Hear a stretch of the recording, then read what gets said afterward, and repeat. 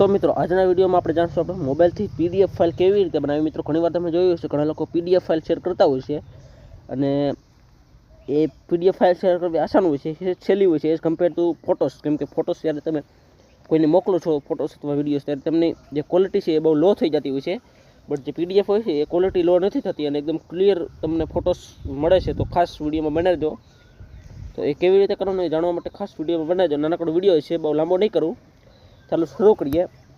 તો એના માટે સૌથી પહેલાં આપણે શું કરવાનું છે, આપણે જવાનું છે પ્લે સ્ટોર એપમાં। સોરી, પ્લે સ્ટોર નથી, આમાં આઈડી પ્લે સ્ટોરમાં જઈએ અને સર્ચ બારમાં જવાનું છે। સર્ચ બારમાં જઈએ અને સર્ચ કરવાનું છે DOC scanner. DOC scanner search કરી આ રીતનું કંઈક એપ્લિકેશન છે ડીઓસી એટલે કે document scanner creator, PDF creator એટલે એનું કંઈક એપ્લિકેશન છે। એ એપ્લિકેશન તમારે ઇન્સ્ટોલ કરી લેવાની છે। મારે ઓલરેડી ઇન્સ્ટોલ કરેલી છે તો હું ઓપન કરી લઉં, બટ તમે ઇન્સ્ટોલ કરેલી ના હોય તો ઇન્સ્ટોલ કરી લેજો। આ રીતનું કંઈક એપ્લિકેશન છે, આનો લોગો જોઈ શકો છો, કંઈક આ રીતનો લોગો છે। હવે આને આપણે ઓપન કરી લઈએ। ઓપન કરી એટલે આપણે સામે કંઈક આ રીતનું ઓપ્શન આવશે। હવે આને તમારે નેક્સ્ટ કરતું જવાનું છે, 2-3 વાર નેક્સ્ટ કરવાનું છે। એટલે આ ફિનિશનું બટન આવશે, ફિનિશ ઉપર ક્લિક કરશો એટલે કંઈક આ રીતનું આવશે।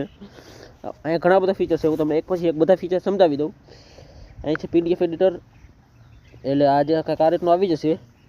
મારે થોડું પ્રોસેસિંગ લો છે એટલે કદાચ જોઈ શકો આમાં ઘણા બધા ડોક્યુમેન્ટ ટેમ્પલેટ પણ છે, તમે આમાંથી પણ બનાવી શકો છો। અને જો તમારે આમાંથી ન બનાવવું તો અહીંયા પ્લસનો આઇકન છે એની ઉપર ક્લિક કરીને નવું એડ કરી શકો છો। આ એક નવું ફીચર આવ્યું છે, પહેલાં આમાં નહોતું, બટ આપણે મેઇન ફીચર છે આ રીતનું કંઈક નીચે જોઈ શકો કેમેરાનો આઇકન છે ને પ્લસનો આઇકન છે। હવે તમારે દાખલા તરીકે તમે ક્યાંય જાઓ છો અને તમે સ્ક્રીન ઉપર કોઈ પોસ્ટર વગેરે જોયું તમે રસ્તામાં અને એનું તમારે પીડીએફ બનાવવું હોય તો તમે કેમેરા ઉપર ક્લિક કરવાનું છે અને કેમેરા ઉપર ક્લિક કરી અને એનો ફોટો ક્લિક કરી લેવાનો છે। અથવા તમારી ગેલેરીમાંથી કોઈ ફોટો છે તમારે પ્લસ આઇકન ઉપર ક્લિક કરવાનું છે અને અહીં ઘણા બધા ઓપ્શન છે, scan from camera, import from PDF, ઘણા બધા છે। અહીંયા એક ઓપ્શન છે ઇમ્પોર્ટ ફ્રોમ ગેલેરી, એની ઉપર ક્લિક કરવાનું છે। ગેલેરી ઉપર ક્લિક કરશો એટલે આ રીતનું આવી જશે। હવે અલાઉ મીડિયા પરમિશન ઉપર ક્લિક કરી દેવાનું છે અને અલાઉ ઓલ કરી દેવાનું છે, એટલે તમારે જે કંઈ ફોટો હશે બધા આવી જશે। હવે તમારે એ ફોટો સિલેક્ટ કરી લેવાનો છે, તમારે પીડીએફ બનાવવાનો હોય, દાખલા તરીકે મારે આના પીડીએફ બનાવવું છે તો આની ઉપર ક્લિક કરી દઉં અને આ ઇમ્પોર્ટ ઉપર ક્લિક કરી દઉં। ઇમ્પોર્ટ ઉપર જેવું ક્લિક કરો એ કંઈક આ રીતનું આવી જશે। હવે તમારે જો આ રીતનું કાંઈક આવી ગયું, હવે ઓટોમેટિક જનરેટ કરી લેશે વસ્તુ બધી। અને આપણે કદાચ આમ જો આમ લાંબો ટૂંકો કરવું તો આપણે આવી રીતે આમ કરી શકીએ છીએ। આપણે ખૂણા એડજસ્ટ કરી લેવાના છે આપણી રીતે, આપણે કેટલું આમાં લેવું છે કેટલું નહીં એ બધું ખૂણા એડજસ્ટ કરી અને આ રીતે કરી લેવાનું છે। અને આજે એક એરો છે આ બાજુ નીચેની સાઈડ, એમાં એરો હશે તો જો કંઈક આ રીતનો એરો છે આની ઉપર ક્લિક કરવાનું છે એટલે આ રીતે આવી જશે। હવે કંઈક આ રીતનો ઓપ્શન આવશે, અહીં તમે કલર ફિલ્ટર વગેરે કરી શકો છો અથવા તો તમારે જો બીજું કરવું તો કરી શકો છો, બટ આપણે અત્યારે કાંઈ કરવું નથી। આપણે અહીં જો એક રાઇટનો આઇકન છે એની ઉપર આપણે ક્લિક કરી દેવાનું છે, એની ઉપર જેવું ક્લિક કરશો એટલે કંઈક આ રીતે આપણો પીડીએફ છે તૈયાર થઈ જશે। અને આ તો ખાલી એક બનાવવાનું છે, તમારે બીજા પેજ એડ કરવા હોય તો તમે એ પર એડ કરી શકો છો। હવે આને સેવ કેવી રીતે કરવાનું, તો સેવ માટે તો અહીં નીચે સેવનું બટન છે એની ઉપર ક્લિક કરવાનું છે એટલે આ રીતનું કંઈક આવી જશે। હવે આમાં બે ઓપ્શન છે, પીડીએફ અને ઇમેજ। તમારે ઇમેજમાં સેવ કરવું હોય તો ઇમેજ કરી શકો છો અથવા પીડીએફ લગાડી શકો છો।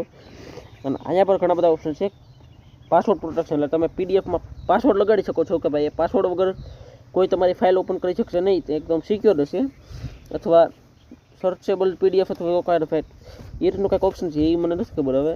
અને ક્રિએટ ઝીપ ફાઇલ એટલે આપણે ઝીપ ફાઇલ પર બનાવી શકીએ છીએ અને આ રીતનું કંઈક ઓપ્શન છે। હવે આને આપણે શું કરવાનું છે, હવે આમાં જો નીચે ઘણા બધા ઓપ્શન છે, સેવ two phone storage, save to my documents, save two cloud, save two Google drive અને સેવ ટુ ઈમેલ। તો આપણે ગમે એમાંથી એક સિલેક્ટ કરવાનું, આપણે સ્ટોરેજમાં સેવ કરી લઈએ તો સ્ટોરેજ ઉપર એવું ક્લિક કરશો એટલે આ રીતનું કંઈક આવી જશે।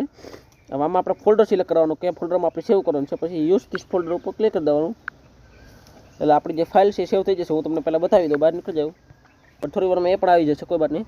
તો ગાઈસ આજની વિડીયોમાં આટલું વિડીયો પસંદ આવ્યો હોય તો વિડીયોને લાઈક અને ચેનલ સબસ્ક્રાઈબ કરી દેજો, કેમ કે આવા જ વિડીયોઝ અહીં આવતા રહેશે। તો thank you for watching, bye bye.